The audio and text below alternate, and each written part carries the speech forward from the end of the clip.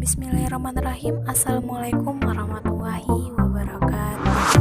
Jadi di sini kita bakalan presentasi tentang hak dan kewajiban warga negara Indonesia. Pengertian hak dan kewajiban warga negara. Apa itu hak?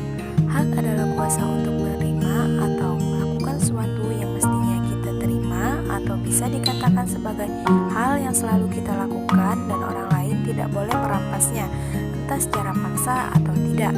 Sedangkan kewajiban adalah suatu hal yang wajib kita lakukan demi mendapatkan hak dan wewenang untuk kita sendiri.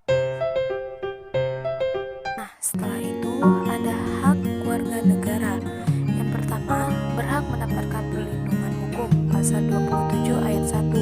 Yang kedua, berhak mendapatkan pekerjaan dan penghidupan yang layak, pasal 27 ayat 2. Yang ketiga, berhak mendapatkan kedudukan yang sama di mata hukum dan dalam pemerintahan, pasal 28D ayat 1. Yang keempat, bebas untuk memilih, memeluk, dan menjalankan agama yang dipercayai, pasal 29 ayat 2.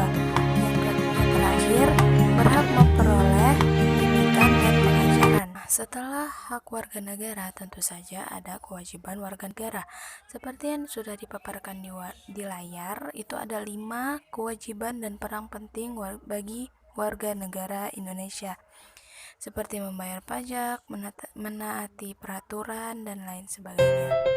Dalam Undang-Undang Dasar 1945 ada pasal yang mencantumkan mengenai hak dan kewajiban, seperti pasal 26 ayat 1 yang menjadi warga negara adalah orang-orang bangsa Indonesia asli dan orang-orang bangsa lain yang disahkan dengan undang-undang sebagai warga negara.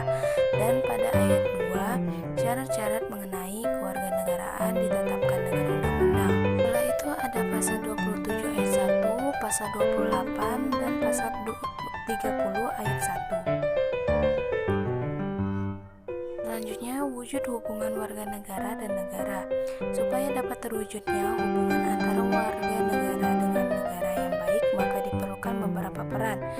Peranan ini adalah tugas yang dilakukan sesuai kemampuan yang dimiliki tiap individu. Contoh kasusnya, yang pertama menaati hukum lalu lintas, yang kedua membayar pajak, dan yang ketiga perlindungan hukum.